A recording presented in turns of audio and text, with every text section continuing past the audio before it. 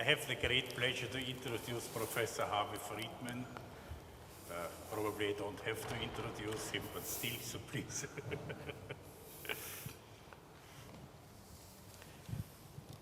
I'm very glad to be here. I wish Anton Zeilinger's roof good luck. Unfortunately, I was very much looking forward to him preceding me, but it's not going to come to pass. So I'm talking about past, present, and future directions in the foundations of mathematics. And if you see some elementary things that are routinely taught, that may be part of the past component, which will be in force. And if you are willing to wait to the end of the talk, there'll be something some interesting announcement. Okay, so let me start. I'm going to pull out my clock. Okay.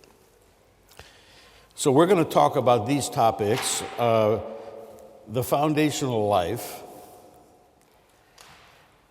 profound uneasiness, not in me, but the year 1800 mathematicians, profound uneasiness, grand unification later, culminating in ZFC axioms. We'll talk about assertions and proofs. We'll talk about three fundamental foundational moves: consistency, completeness, and incompleteness. And then we'll talk about each one of the three, past, present, and future, each one of the three. All right.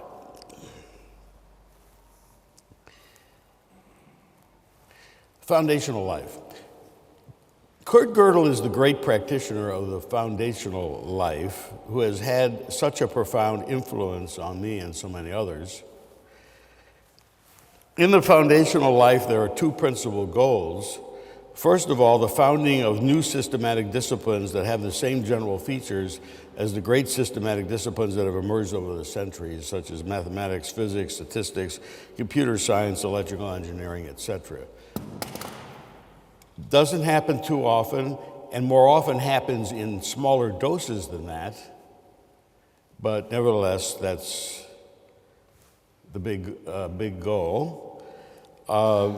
The redevelopment, reorganization, and imaginative exposition of existing systematic disciplines in the direction of creating deeper relevance to the original purposes for which they were founded. This is, of course, the more normal expectation. And I'm going to contrast the foundational life, so this will become a little clearer what I have in mind. I'm going to contrast it with a couple of other lives we're all familiar with, the mathematical life and the philosophical life. By the way, I'm thinking of talking about the foundational life in some form as a preamble to every talk I give from now on anywhere, because the foundational life is misunderstood and insufficiently supported. So, and in other words, it can be confused with philosophy and it can be confused with math, and this creates misunderstandings. So I think this is something that I need to say more often. So in the foundational life, philosophy is commonly used as a method for choosing and analyzing fundamental concepts, and mathematics is commonly used for rigorous development. The mathematics informs the philosophy, and the philosophy informs the mathematics. Now, in the foundational life, there is a delicate balance between the philosophical and the mathematical, both subservient to the principal focus in items 1 and 2. In the foundational life, no premium whatsoever is paid per se to careful philosophical statements and arguments, and no premium is paid per se to complicated and deep mathematical developments. However, careful philosophy and deep mathematics are used if they facilitate the main focus, 1 and 2, and they often do. But per se, it has no particular value in and of itself. These are simply tools, doing philosophy. And it doesn't make any difference if the philosophy is done badly, as long as the foundations is done well. Of course, if the philosophy is done badly, that makes it somewhat less likely the foundations will be done well. All right. The foundational life as I practice it, okay, in the foundational life, there is constant assessment of the prospects for developing new systematic disciplines or redevelopment of existing systematic disciplines. Generally, this requires that there be a wide range of deep phenomena available for analysis.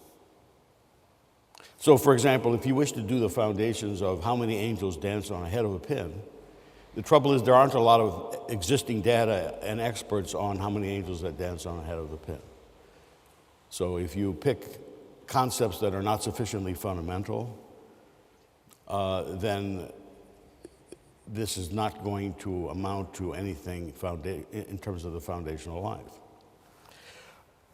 The foundational life as I practice it is both highly mathematical and highly philosophical, but it differs profoundly from the mathematical life and the philosophical life in various ways. In the philosophical life, there is a focus on careful analysis. Oh, but I should say that this whole thing I'm doing here with foundational life is a piece of philosophy, which my only value is to help clarify foundational life, and the philosophy may be actually quite bad. By philosophy standards, it doesn't make a difference to me. Okay, but it appears to be the right kind of philosophy for formulating what foundational life is. So, if people go away from this talk and say, "Oh, the philosophy was really bad, but the foundations was good," that would be a compliment. Okay, so in the philosophical life, there's a focus on careful analysis. This is the philosophical life now. There's a careful analysis of apparently fundamental concepts, and making careful arguments that can be defended against attacks, as well as attacking other people's careful arguments. Now, I underlined apparently because it's very easy in philosophy to find many, many examples of a preoccupation with clarification of notions that have no chance whatsoever of playing any serious role in the foundational life. So that's why I underline apparently. But sometimes that's not the case. And the last paragraph in this slide talks about the obvious exception. The obvious exception everybody knows. Now, in the philosophical life, the choice of these apparently fundamental concepts is not generally measured in terms of their appropriateness for the creation of new systematic disciplines that have the same general features as the great systematic disciplines that have emerged over the centuries. And in fact, if I haven't occasionally buttonholed some philosophers at the end of talks or meetings saying, well, why do you want to study this way of doing it? I don't think this is the right concept for the next revolutionary subject. And they look at me with a blank stare. Next revolutionary subject, what has this got to do with philosophy? So philosophical life is different than the foundational life. The clearest exception to the normal modus operandi in the philosophical life is, of course, the emergence of foundations of mathematics. This involved the analysis of such truly fundamental concepts as rigorous proof, natural number, deterministic algorithm, etc., and involves such great practitioners of the philosophical life as Aristotle, Frege, Russell, and others. So it's certainly true that sometimes something comes out of philosophy for the foundational life. No question about it. In the mathematical life, there's a focus on the rigorous development of detailed information within well-defined frameworks that have emerged for a variety of purposes, often from outside mathematics. These developments take on a life of their own without generally being evaluated in light of the original purposes that generated them. Instead, developments are normally evaluated in terms of beauty, originality, and complexity. The scientific life, as normally practiced in academia, generally comes in at least two very different forms: experimental scientific life and theoretical scientific life. Of course, the most profound figures were able to combine these two lives in path-breaking ways. My understanding of science has not been sufficiently deep for my foundational life to interact with the scientific life. I have found too many irresistible opportunities present in the foundational life related to mathematics and, to a lesser limited extent, computer science, education, and music. But I do have the ambition of applying the lessons that we can learn from the great and profound successes in foundations of mathematics to the future foundations of science. Bringing the foundations of physical science up to anything like the level of where Gödel saw the foundations of mathematics as a student in Vienna is going to require a profound rethinking of the most elemental aspects of both mathematics and science in ways that we can only begin to imagine. This is not meant as an insult to physical scientists. Foundations of physical science appears to be transcendently more difficult than foundations of mathematics, which has proved difficult enough. It took till the early part of the 20th century for the foundations of mathematics to become the great intellectual structure that it is, with mathematical logic being spun off as a substantial area of mathematics, now with significant applications to other areas of mathematics. Mathematical logic is a spin-off of the foundational life, of the foundations of mathematics. It's not intrinsically important or interesting in and of itself, only in relation to its roots. Yet mathematics has had a very long development, starting in antiquity. There was already a vast development of mathematics well before foundations of mathematics took hold in anything like its present form. In the foundational life, one should expect to experience very long gestation periods with a great deal of trial and error. It seems to require multidisciplinary people who think very differently than the mainstream, with great imagination, power, rigor, and inspiration. Almost all governmental, academic, and philanthropic institutions worldwide, among them all, I know of only one that might be persuaded to invest carefully and wisely towards bringing the foundations of physical science up to anything resembling the early levels of the foundations of mathematics, which will require deep, organized, and intense collaborative efforts involving the right kinds of open-minded mathematicians, logicians, philosophers, computer scientists, and physical scientists. And that one institution that may be persuadable is the John Templeton Foundation. I've heard that the prevailing attitude among physical scientists is shut up and calculate, which is a favorite phrase of our friend who can't make it here. And the prevailing attitude among mathematicians is correspondingly shut up and prove. As I understand it, talking to Anton about this once, there are two kinds of physicists: the overwhelming majority who say, shut up and calculate, and then the small minority who say, this doesn't make any sense, what does it all mean? But I wish he was here to speak for himself about this. Similarly, the overwhelming number of mathematicians say, shut up and prove. I don't want to hear what constitutes a rigorous proof, or what the axioms of mathematics are, or what the primitives of mathematics could be. Shut up and prove is the usual attitude. Now, in the case of the foundations of mathematics, this wide range of deep phenomena consists of mathematical practice, both pure and applied. I believe that foundations of applied mathematics is grossly underdeveloped and will play a major role in the foundational life of the future. Questions like, why is mathematics useful? Is mathematics useful? And how is mathematics useful? And where is mathematics useful? Needs a deep analysis. There's a lot of semi-truths and myths and something like that. All right, so a little history here that you all well know. A profound uneasiness, how did foundations of mathematics arise and get going, and so forth. A profound uneasiness in mathematics, say around 1800, set the stage for the emergence of the foundations of mathematics. There's a profound uneasiness in physical science now, which is fully recognized by the "it doesn't seem to make any sense, what does it all mean" crowd, if not recognized by the shut up and calculate crowd. I expect that in the future we'll be able to make fruitful connections between these two cases of profound uneasiness. The profound uneasiness of the mathematicians in 1800, which led to the foundations of mathematics, and the profound uneasiness in physical science right now. I expect in the future we'll be able to make fruitful connections between these two situations. Now, one of them has led to a tremendous positive development. The other is just sitting there, in a state of confusion. So there's the possibility of lessons to be learned.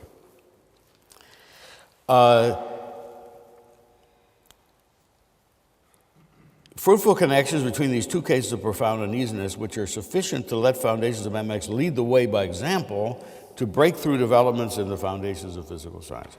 To set the stage for the emergence of foundations of mathematics, consider what mathematics looked like around 1800. For example, here's a quote taken from Morris Klein, Mathematical Thought from Ancient and Modern Times, page 947. By about 1800, the mathematicians began to be concerned about the looseness of the concepts and proofs of the vast branches of analysis. The very concept of a function was not clear. The use of series without regard to convergence and divergence had produced paradoxes and disagreements. The controversy about the representations of functions by trigonometric series had introduced further confusion. And of course, the fundamental notions of derivative and integral have never been properly defined. All these difficulties finally brought on dissatisfaction with the logical status of analysis. So sometimes some leading mathematicians care about foundations for a while. This should be kept in mind. This profound uneasiness led directly to what is called the installation of rigor in mathematics. The first main step was to make a series of fundamental definitions based on the still unanalyzed number systems, taking their basic properties for granted. There was gradual emergence and acceptance during the 19th century of the fundamental definitions we use today, such as limit of a sequence of reals, sum of an infinite sequence, series of reals, limit of a real function at a point, continuity of real functions, derivative of a real function at a point, definite integral of a real function over an interval, through the so-called epsilon delta methodology. Eventually, there was full realization that some of these entities may not exist, and that tacit assumptions of existence were responsible for a number of paradoxes and confusions. For example, if you look at 1 plus minus 1 plus 1, ... this does not exist, avoiding paradoxes emanating from the rearrangement of terms. If you rearrange those terms, you can get, in the most obvious way, you can get 1 or you can get 0. You can play around with the rearrangements. So, or the obvious rearrangements. So a new standard of proof emerged in which such definitions were fully incorporated. In other words, you have to define things once and for all. You don't change the definitions in the middle of the proof or forget about what the definitions are or make up your own. These became understood. And however, it was not until the late 19th century that the number systems and the function concept were appropriately rigorized. For instance, Weierstrass is credited for first realizing that to establish the properties of continuous functions, one needs a rigorous treatment of the real number system. So the real number system had two approaches. And what's very interesting about this, of course, is how does mathematics tolerate multiple definitions? Actually, it doesn't tolerate multiple definitions literally in the same proof. You can't use one definition in the beginning of the proof and then change the definition in the middle. You can get into serious trouble if you do that. Obviously everybody's doing that, right? But for convenience. But we're all grown-ups now. Back then, they're just trying to see their way. All right, so one is the Dedekind cut definition, and the other is the Cauchy sequence approach. The Dedekind cut definition involves sets of rational numbers, and the Cauchy sequence definition involves sequence of rational numbers. In the Dedekind cut approach, real numbers are literally certain sets of rationals, at least in one formulation. But the treatment of multiplication is unnatural. In the Cauchy sequence approach, real numbers are literally certain sets of sequences of rationals, since you have to take the equivalence classes. Asterisk. You can decide not to take the equivalence classes, which is an approach that the constructivists push, especially Eric Bishop. Not even bother with the equivalence class, but that's a separate point. The equivalence classes is the normal way to do it. Addition and multiplication are now both natural. A confusing aspect of the foundations of mathematics is the emergence of multiple definitions for the same concept. Obviously, these multiple definitions cannot be taken literally, or at least not literally simultaneously, or whatever, however you want to put it. Good ways of looking at the phenomenon of multiple definitions had to wait until the 20th century, where appropriate notions of mathematical structure and isomorphism were developed. For example, the real number system is unique up to isomorphism as a complete ordered field. However, this is so-called synthetic approach raises additional issues. Where do these structures come from, and where do the isomorphisms between them come from? In fact, the right way to set up the synthetic approach systematically is still a topic of controversy and research to this day, especially if you want a coherent philosophical treatment. Coming back to the development of the real number system through Dedekind, Cauchy, and Cauchy sequences, notice how it relies on the more elementary rational number system. Rational numbers are normally defined as either ordered pairs of integers in reduced form or equivalence classes of ordered pairs of integers. Synthetically, rationals form the unique ordered field with no proper subfield. Then you have to worry about the integers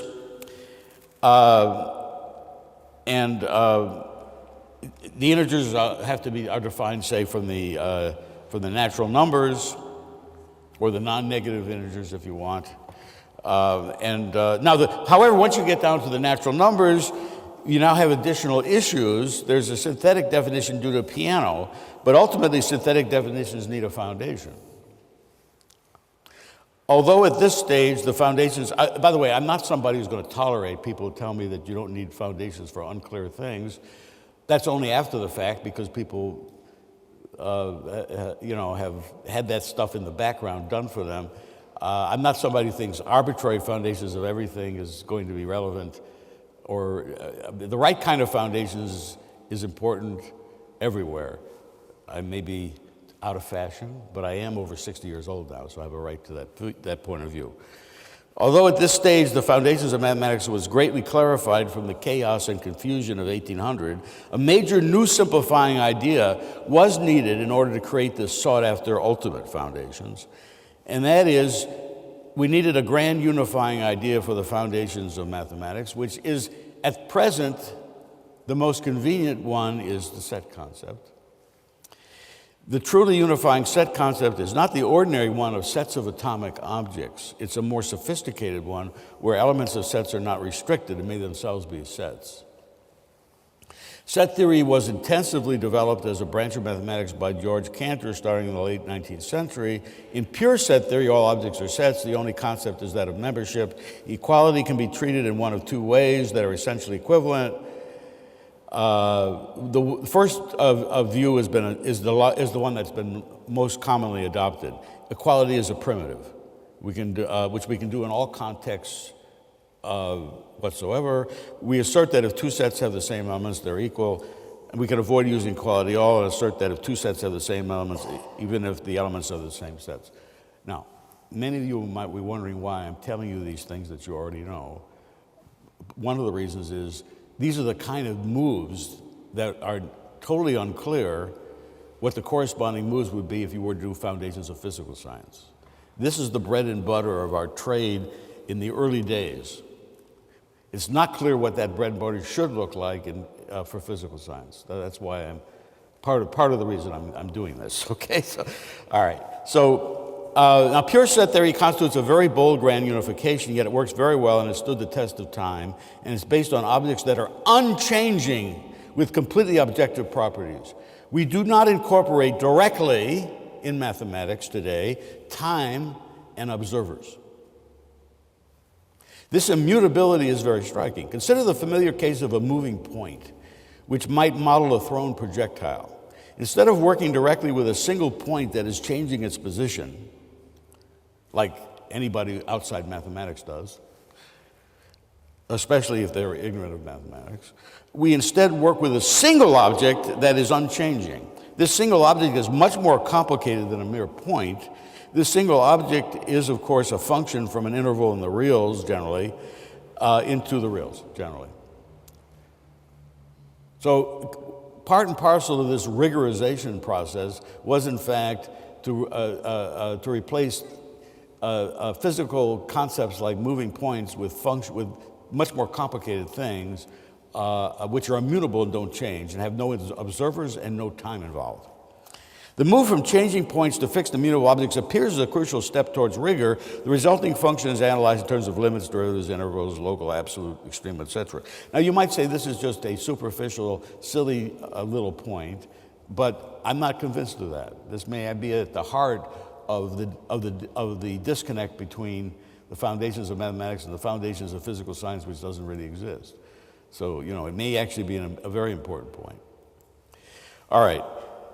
Yet this move, perhaps and other related moves, may represent the basis for a disconnect, as I said. Perhaps now that we have such deep understanding of the foundations of mathematics, we should experiment with enriching set theory through the direct incorporation of changing objects instead of immutable objects, maybe even put the observer back in.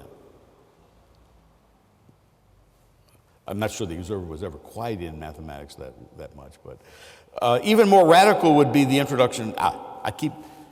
I guess I knew what I was talking about when I wrote this. Maybe I should read it. All right. There are indications of what can be gained by incorporating even a very limited form of changing objects into mathematics.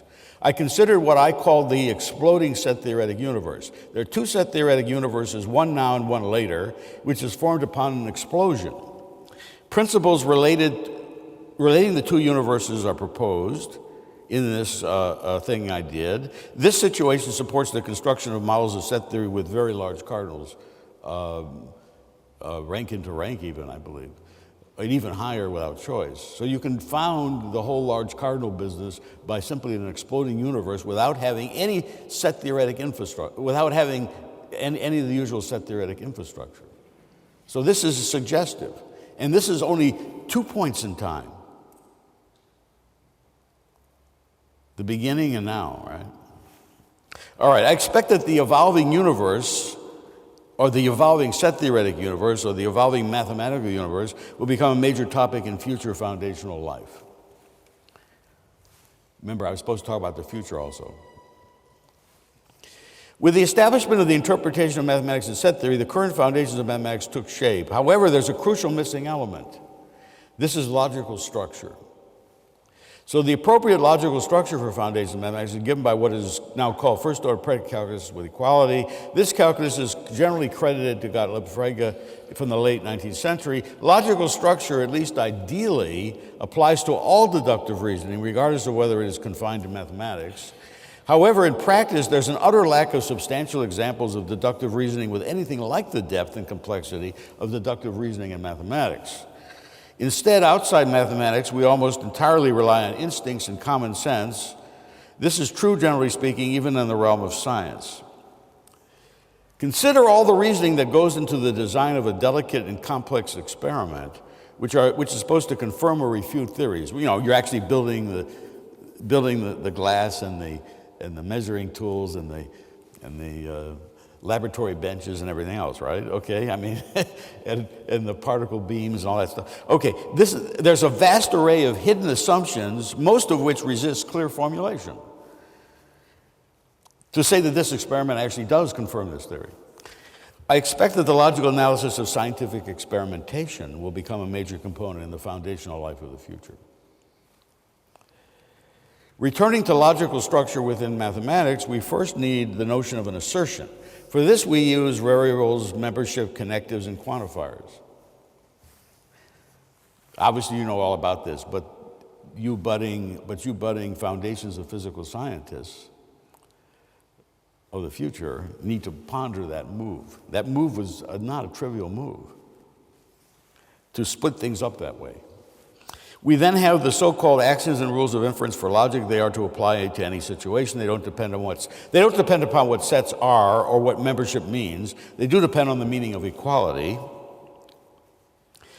All right.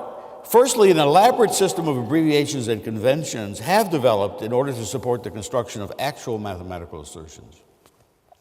Secondly, mathematicians generally require a massive infusion of additional axioms and rules of inference of logic, which are not theoretically new, but which are needed in the practical sense. We know that you can write very simple axioms or rules for predicate calculus that are very convenient for proving theorems, but they're totally useless to use because they're too sparse, they're too thin. And then you add a whole bunch of new stuff, but they're not new in the usual sense of new because of the Gödel completeness theorem. Thirdly, it is just too burdensome for a human to take care of every detail in a non-straightforward argument. All of this leads to the obvious question of whether formally correct proofs actually have been constructed, or even if it can be constructed for substantial mathematical theorems. The answer is yes, but with the help of a computer. The biggest inventory of actual formally correct proofs emanates from the proof assistant called Mizar and their arrivals, Isabelle, Koch, HOL, and so forth. Systems like Mizar keep track of and help supply details. However, at present, they're very limited and primitive, meaning they're a pain to do anything with. But you can do something. You can't. It's an impressive achievements have been made. All right, now, we have to understand trivialities much better than we do. What is badly needed is a better understanding of trivial inferences, where the computer supplies the trivial inferences and the human supplies the non-trivial inferences. One also needs a much richer supply of humanly created algorithms for fragments of mathematics that can be applied automatically and effectively by the computer. I expect that the development of algorithms for fragments of mathematics and an understanding of trivialities will be a major part of the future of foundations of mathematics, where the creation of formally correct proofs will be greatly facilitated and expanded. I further expect that this expansion of the inventory of formally correct proofs will lead to a new level of understanding of the structure of actual mathematical proofs. So now we have that gold standard of mathematical proof, the ZFC axiom system, but experience has shown that ZFC is vast overkill for the vast preponderance of mathematics. This led me to the development of so-called reverse mathematics, which robustly classifies mathematical theorems according to the logical principles needed for their proof. The classification is supported by the fact that so many mathematical theorems are demonstrably equivalent to logical principles far weaker than ZFC. In reverse mathematics, logical principles are proved from mathematical theorems, hence the name reverse mathematics. I introduced the base theory, RCA naught for reverse mathematics, over which the reversals are made, and I set up the field in the late 1960s to mid-70s based on that system. Ideally, there should be no base theory, or any base theory should consist solely of mathematical assertions that are explicitly essential in all of mathematics, explicitly essential, e.g. the discrete ordered ring axioms for the integers. I already envisioned and wrote about this kind of strict reverse mathematics before I set up reverse mathematics. I chose the present setup because of its special clarity and problem generating power. In fact, it is now clear that strict reverse mathematics would have been totally premature at that time. I expect the further development of strict reverse mathematics that I've begun recently will be a major part of the future of foundations of mathematics. In particular, this paper I wrote claims that with no base theory you can get a system you can get off the ground. In other words, you can get a system which I say a system has logical strength if it interprets exponential function arithmetic. That's my definition of having logical strength. I mean, it's maybe not a standard definition. And you can get a system that has logical strength out of stuff that is unimpeachably explicit. That claim is 99% clear. I want to write a paper covering the 1% objection. All right. Now, fundamental foundational moves, consistency, completeness, and incompleteness. The issues of consistency, completeness, and incompleteness have framed the major developments of the foundations of mathematics since the time of Kurt Gödel. A formal system is consistent if and only if it does not prove a contradiction. The idea is that a system is consistent, then it is worthless because it doesn't distinguish between any statements. It can prove all statements and therefore makes no contribution to separating the true from the false. The idea has been floated that if we remove the logical inference that from a contradiction we can derive any statement, sometimes called explosion, then an inconsistent system might still have some value in that it may not prove all statements. At present, this intriguing proposal lacks sufficient justification. For instance, you can find here that the rejection of explosion entails the rejection of at least one of three principles, each one of which is definitely used in actual mathematics. So I note the phenomena that this idea of, it's called paraconsistency, has some real following in the philosophy community, which doesn't bother to check whether it conforms in any way whatsoever to the structure of any deductive subject with any depth, in particular mathematics. And one is perfectly willing in some parts of philosophy to continue this study as if it was some sort of foundations of math, or just continue this study. And without that basis, it's not part of, I summarily reject it as part of the foundational life until it gets to such a justification. A counter might be to argue that mathematics can be appropriately developed without, for example, from A and not A or B derive B. However, this has not been established. So, there's a much clearer way in which an inconsistent system can be of value. That is, where all proofs of a contradiction are of ridiculously enormous size. Unfortunately, this does not represent any kind of solution to paradoxes, such as Russell's paradox or the Brawley-Forty paradox, since they involve proofs of small size. So that's not the purpose.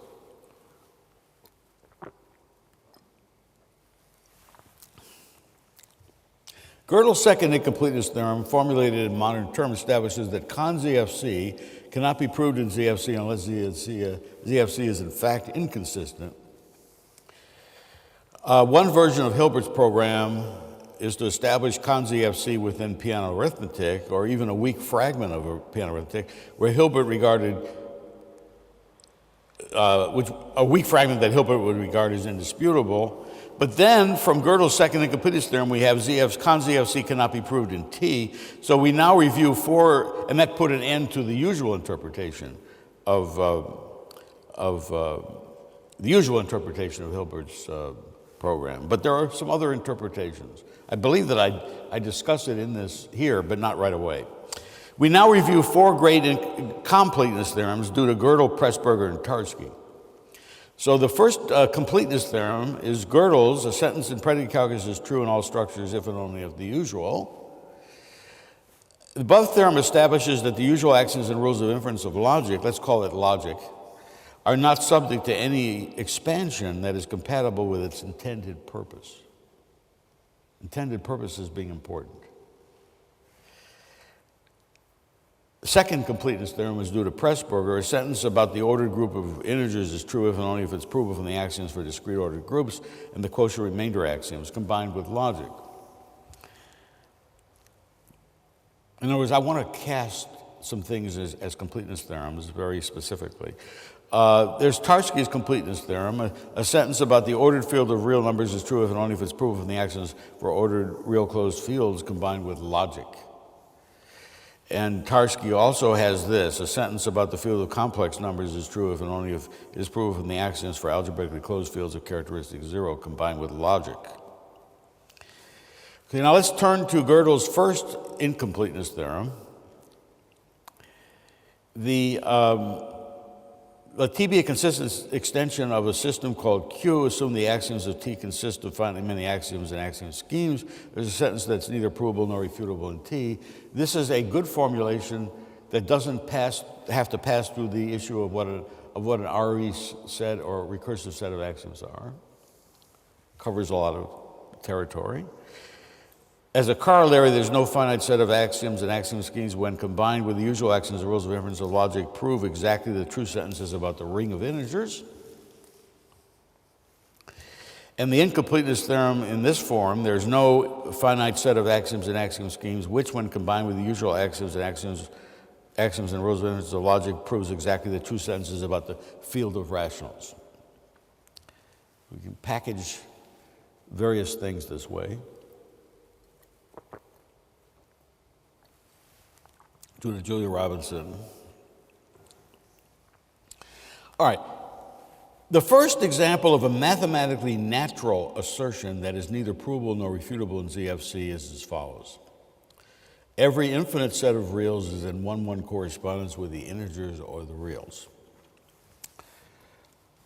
Now, I'm going to say something a little later about the concept of mathematically natural. I believe one of the fields of the future in the foundational life is a scientific theory of mathematically natural, which is sufficiently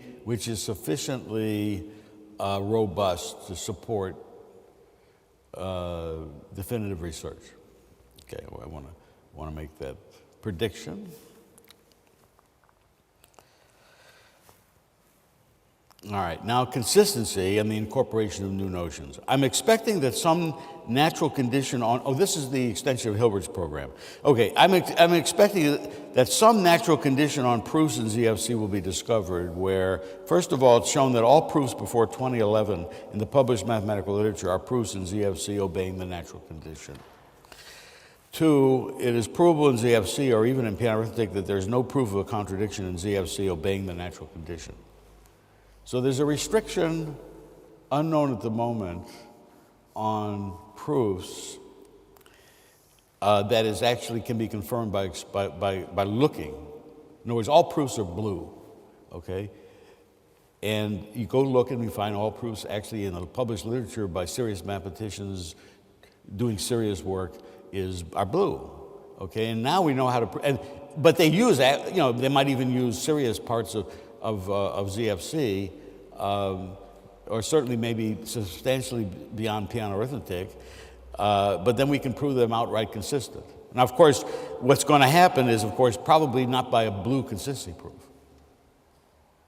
In other words, one should be able to show that a general result that you can't get blue consistency you can't get a blue consistency proof of blue mathematics. Okay, that's probably going to be in fact, that ought to be a general theorem about natural conditions.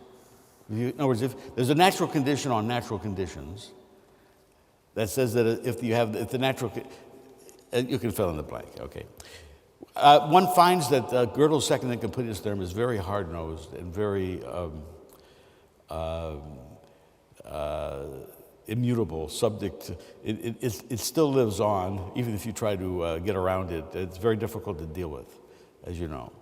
Okay, many years ago I discovered a finite form of Gödel's second incompleteness theorem, which has subsequently been refined by Pudlak. Asserts, roughly speaking, that any proof in piano arithmetic that there is no short inconsistency proof in ZFC must be long, unless ZFC in fact has a short inconsistency proof. However, the results thus far do not bear directly on actual mathematical practice, since the results are all stated asymptotically. They're all stated asymptotically. And you know what happens asymptotically. There can be a lot of overhead. And the overhead can be larger than the size of the proofs you want to talk about, that you really want to talk about. So this has to be revisited. It would appear that when the asymptotics are removed, the numbers reflect large overhead, weakening the practical import. There is also the issue of realistic proof systems that adequately reflect mathematical practice. Finally, there are issues related to the P equals NP problem that will limit the strength of the results that one's going to get, at least until the appropriate forms of P not equal NP are resolved. Now, I've been developing something called concept calculus, in which basic common sense concepts from outside science are logically analyzed and given plausible axiomatizations. I then show that these resulting axiomatizations are mutually interpretable with various set theories, including ZFC and ZFC extended by so-called large cardinal hypotheses. As a corollary, this provides consistency proofs of ZFC using the consistency of such axiomatizations, of ZFC and also with the large cardinals. If these axiomatizations are suitably augmented with non-problematic principles involving the natural numbers, then these axiomatizations become sufficient to state and prove consistency of ZFC and extensions thereof. In fact, one example I mentioned earlier, the exploding universe, was a case of that. But I have some other things that are much more related to physical notions. Now, whether or not the stuff I did related to physical notions is a good step or is related to the program of Foundations of Physical Science is very much unclear. I kind of doubt it, but it's an obvious issue that would come up. All right. Now, I expect concept calculus to be a major part of the foundational life, forging unexpected new links between mathematics and philosophy. The complete axiomizations of the ordered group of integers, the ordered real closed field of reals, and the field of complex numbers of characteristic zero were proved by the method of quantifier elimination. This is a fundamental technique used by model theorists in many contexts. Furthermore, they do not emphasize completeness, but rather the properties of the definable sets in such structures. In particular, they have formulated a fundamental property of linearly ordered structures known as O-minimality. This asserts that every definable subset of the domain is a finite union of intervals with endpoints in the domain. A surprising array of properties involving the higher dimensional definable sets, followed by very interesting arguments just from O-minimality. Yet completeness is not a consequence of O-minimality, even in the fundamental case of the ordered field of reals with exponentiation added, which is known to be O-minimal. Unfortunately, even deciding the equalities between exponential constants constitutes hopelessly difficult number theory at the present time. However, there's a famous number theoretic conjecture called Chandni-Wells conjecture, way out of reach at the present time, but is very powerful. And we have a result of McIntyre and Wilkie that says that every sentence about the ordered field of reals together with the exponential function is provable or refutable in ZFC plus Chandni-Wells conjecture. In fact, ZFC can be replaced by an explicitly given natural set of axioms. This is my way of stating McIntyre-Wilkie. It may not be McIntyre-Wilkie's favorite way of stating it, am I right? I expect that a number of developments in completeness will play a substantial role in the foundations of mathematics in the future. These include the following: an understanding of when the expansion of the ordered field of real numbers by a real power series is O-minimal in terms of basic properties of the power series. An understanding of the scope of O-minimal expansions of the ordered field of reals, including the issue of the possible growth rates at infinity. A finite form of O-minimality revealing its underlying finite combinatorial content. Let me repeat that mysterious sentence. A finite form. Now, I'm a finite forms person. I spent my whole life, you'll see in a moment I'll talk about it, spent my whole life giving finite forms of large cardinal hypotheses. This is what I do for a living, okay? But a finite form of O-minimality revealing its underlying finite combinatorial content. The systematic development of completeness theorems throughout mathematics without requiring O-minimality. Various fruitful weakenings of O-minimality have been fruitfully explored. These still involve considering all definable subsets of the domain, but I expect that various imaginative restrictions on the sentences considered in various contexts to emerge that support new kinds of completeness theorems. So you won't be looking at, after a while, people won't be scared to look at significant fragments of predicate calculus and not try to use the whole predicate calculus, because the whole predicate calculus blocks you from so many delicious situations where you get undecidability too quickly. Incompleteness and concreteness, simplicity and naturalness. Concrete mathematical incompleteness, I'm going to say it again. Concrete mathematical incompleteness. That's the title of the introduction to a book on the web I have called Boolean Relation Theory and Incompleteness. The title of the introduction is called Concrete Mathematical Incompleteness, and the introduction runs 251 pages, so you won't be able to read it in one sitting unless you don't sleep like I don't sleep, which I never met anybody else try to do this. But anyways, is there a mathematically natural, concrete mathematical statement which cannot be proved or refuted in ZFC? Let me repeat that. Is there a mathematically natural, concrete mathematical statement which cannot be proved or refuted in ZFC? This is the basic issue in concrete mathematical incompleteness that is so crucial for the future of the incompleteness phenomenon and for foundations of mathematics generally. And here is the state of the art. And all intervals are intervals in the rationals.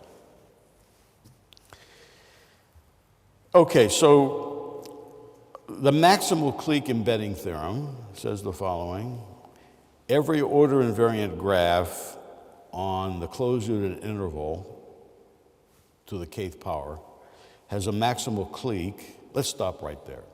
Okay, a graph is the usual definition of a symmetric, an irreflexive symmetric relation on a set. That's what a graph is. And a clique means any two distinct elements are related.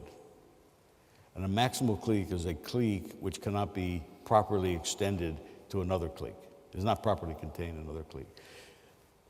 I gave these definitions because I want you to be so bored and disgusted with me having to say these definitions that everybody knows, because I want to emphasize how natural they are. You wouldn't have been so bored and disgusted with me giving those definitions I just gave if they weren't very natural, right?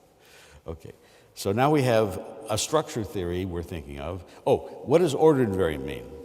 Ordered invariant, a relation is said to be ordered invariant if whenever two tuples have the same order type, one is in there if and only if the other is in there. So this is, by the way, order invariant relations in this context are the same as the definable relations with the less than relation because of the well-known quantifier elimination for dense linear orderings. Okay? All right. So every order, so these are good guys. These are good guys. The order invariant graphs on the closed unit interval of rationals to the k, those are good guys. There are only finitely many of them, by the way. Only finitely many. But there's only finitely many, usually that's pretty good. All right? Okay, so we have these. It has a maximal clique with a non-trivial embedding whose range and fixed points each form an interval.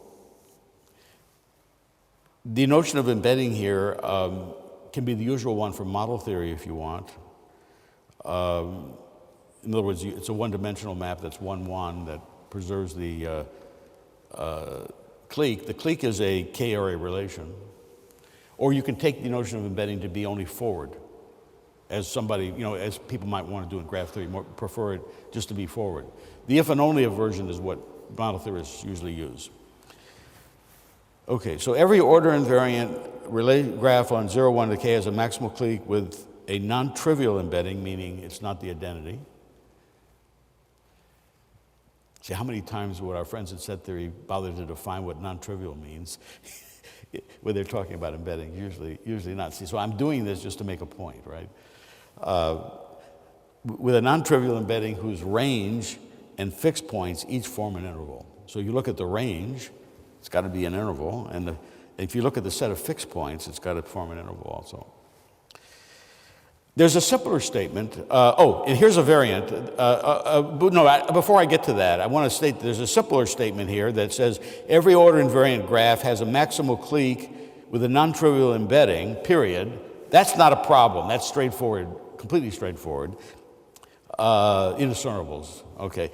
Then there's another theorem. Another weakening. Every order invariant graph has a maximal clique with a non-trivial embedding whose range forms an interval, period. Again, not a problem. That can be done. That one, I'm not sure what the logical strength of that is, but it's way, way, way, way, way below ZFC. All right, next variant. Every order invariant graph has a maximal clique with a non-trivial embedding whose fixed points form an interval. We're not going to talk about the range anymore, just the fixed points form an interval. Well, I think that also is independent of ZFC, but there's a serious hole in the proof I have. So that one really I have to work on. The other one I think is okay. So that's where the boundary is. I don't quite understand. So there's a challenge here, and that is get rid of the word range, whose fixed points form an interval. Now, that's great because that would get rid of a lot of words. All right. But we do have it for this. I believe. I'm hoping to produce a manuscript by the end of the year for this. That's my plan. And if I don't, write me a nasty email. All right. Now, there's another variant that's much more explicit. Every order invariant graph on the interval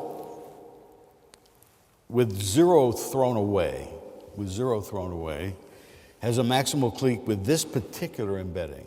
This embedding is the embedding min of q comma q over 2. And you can get a picture of what that looks like. It's now become my favorite function. Min of q comma q over 2. Okay. And Now, why did I throw away 0? I just want to make the statement more complicated.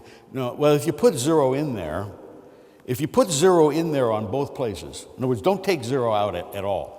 Keep 0 in there on both places. It's refutable. If you keep 0 in the first one, but throw it out in the second one, then it doesn't make any sense because an embedding is supposed to be total, but you can say it's a partial embedding. The obvious notion of partial embedding just is there, right? If you do that, then I claim that's also independent of the axioms. That would be independent of the axioms. All right. And in fact, these are equivalent to the consistency of model cardinals of finite order. When I say consistency, I don't mean one consistency. I mean con. Now, I expect that these examples will permeate the whole of mathematics, and some of them will be explicitly finite. Now, why would I think that this would permeate the whole of mathematics? Because I'm suggesting a theory that goes like this. In natural context, there's always going to be a maximal object with subject to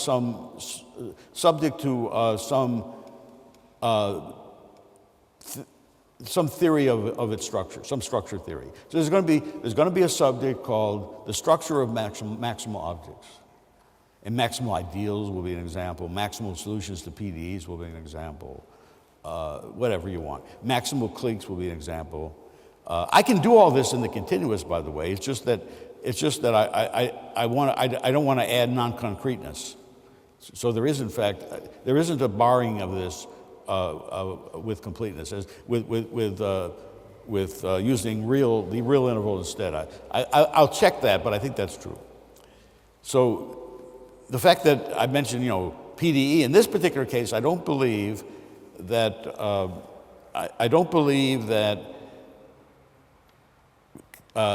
using the reals is a total disaster. In other words, I think that in fact this can be done. All right, now here's the problem. On the one hand, I'm able to do this if this is right. I do produce a manuscript by the end of the year.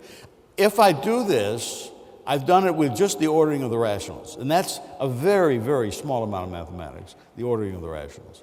In fact, that's a tame part of mathematics. I mean, it's not tame if you use it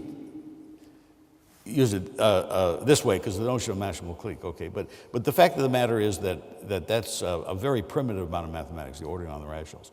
So the positive scenario is that once you give me any material in sophisticated mathematics or even slightly sophisticated mathematics, I could use it to my advantage, maybe make the statements even better than these.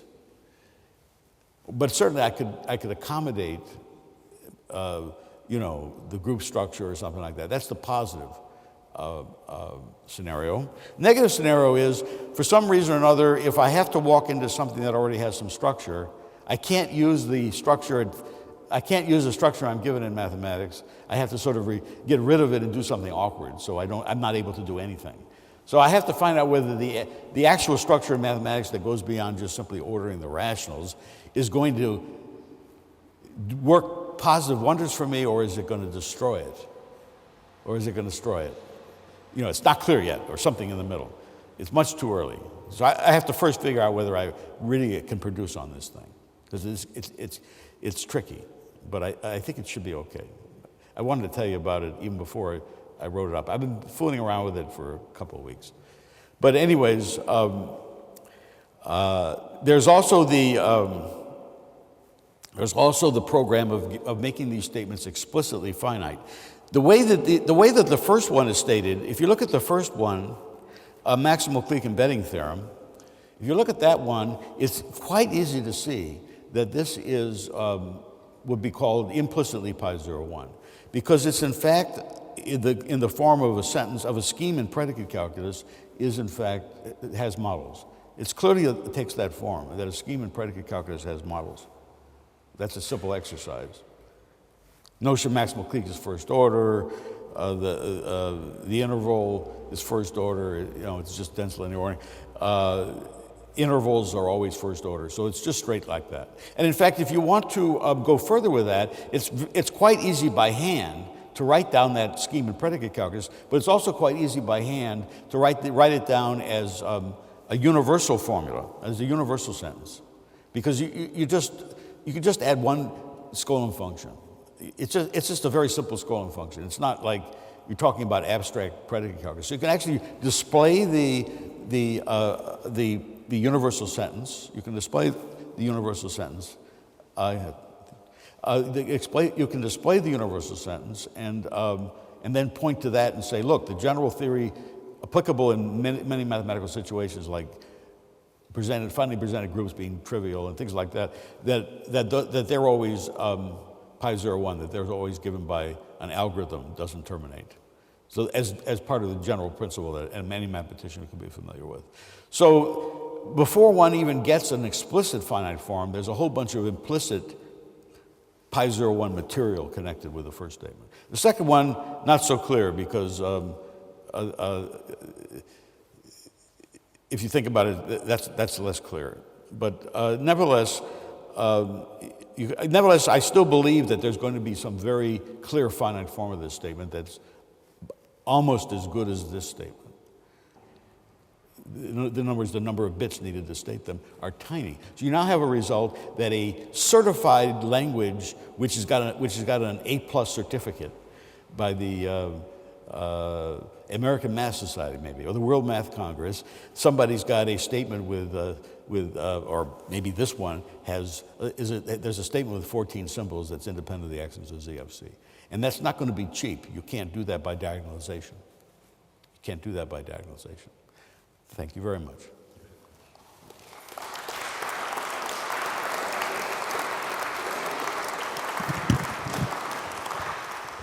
So, questions, please.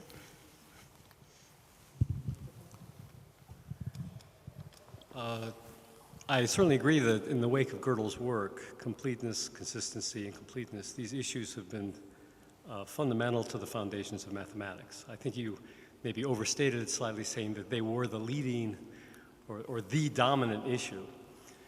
But keep in mind that there are other issues in the foundations of mathematics, in particular recently, the distinction between completeness and incompleteness seems to be supplanted by the distinction between classifiable and unclassifiable in mathematics. And there have been dramatic developments in that distinction which have had significant impact on mathematics itself without issues of trying to deal with naturalness. Because in fact, these examples, such as in the theory of C-star algebras, where the subject had been attempting to find a classification, now with the methods of descriptive set theory, have been shown to be unclassifiable. So I just wanted to suggest that there's a new development analogous to the completeness and completeness distinction. Okay, well, I think that's now okay, occurring well, with classifiability first of all, this talk cannot cover everything. The idea of talking about what does it mean to classify things, and my role in that subject is considerable, as you know, was something that in a longer form of this talk would be discussed. And I do think that a field of the future is, what does classification really mean, particularly in the finite? Another thing I would have emphasized more is I think what's going to happen is that logic and mathematics itself is going to be more concerned with the finite than it is even now. I think that that's really where the action is going to be, in the finite. And there, the question of what classification means is going to become also extremely important. And it's quite different. The finite is usually quite different than the way we normally deal with the infinite.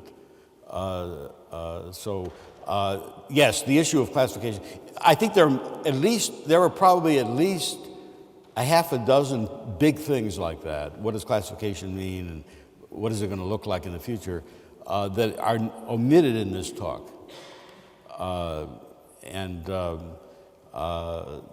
But that is partly because of the time pressure I was under, and the fact that I was really I had to limit the focus, and in fact, if I had to do this talk all over again, I probably would have had a couple of pages on other issues, and I would have included classification issues. Certainly, I would have had a page with other issues, at least just put up there. But I didn't, have the time to do that. So I have one question. Do you think that you could find a sentence independent of ZFC, a concrete sentence, where even you cannot know whether the sentence is true?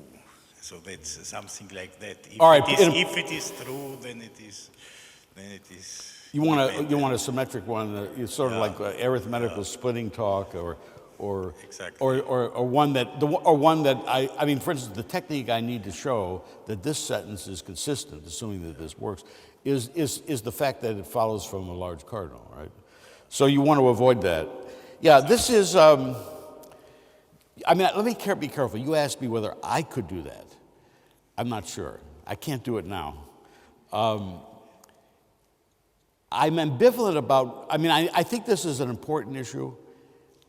I think if that one was the easier one, we would be saying, can you find one that you can settle with well-known additional axioms that you can't settle? Otherwise, everybody would say that's what we should do, right? In other words, if I had to be in a world where this is the one that can be controlled and not the one that you've asked versus the world in which this one you asked could be controlled, and that one we don't know how to do, I'd rather be in this world. Well, I got another question. Sorry, I didn't see. Sorry, Marvin. Hello. So I just wanted to ask about this measure of naturalness. So you said that you are looking or you are hoping to get sentences which have really a very short description in terms of bits. So if you take ZFC and you just apply diagonalization, then you get a sentence whose length is at least the bit length of the description of the axiom that you use. So do you hope to get something below that? Of course, there is always some kind of overhead, but if you ignore this, then... Okay, well, for example, the continuum policies, in a language that has real numbers, bijections, etc., the continuum policy is extremely tiny compared to anything like that. And also, you can't just do it. It isn't just going to be the bit length of the axioms of ZFC as schemes. You're going to have some infrastructure costs, right? Which is actually somewhat nasty. So you're going to have some infrastructure costs plus the axioms, not just the axioms. And obviously, if you just take as an experiment the continuum policies, and you have the obvious baby language that you can get certified by the World Congress, you would have something incredibly smaller than that. So that's what I'm trying to say. Does that answer? Yes, okay. In the end, you mentioned in the last sentence, construction of the languages based on exceedingly common mathematical notions. So do you think that category theory provides an example of such a language? For example, the notion of surjective, injective is very simple notion in category theory, but it is used all over. Well, I mean, I can throw this question back to you. Isn't this, what purpose you want to use for this, could it be also served in set theory with the same size?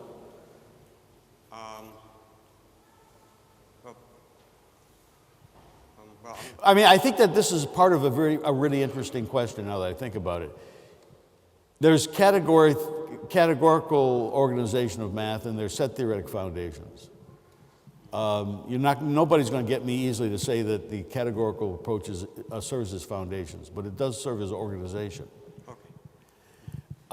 Now, you can ask this question, whether if given a sentence which makes some sense on both sides, when is it true or not true that on one side it's much more complicated than the other side? I think that's a pretty interesting question. And then also, so does that help? Yeah. Thank you. Thank you. Thank you, Professor Fried. Okay.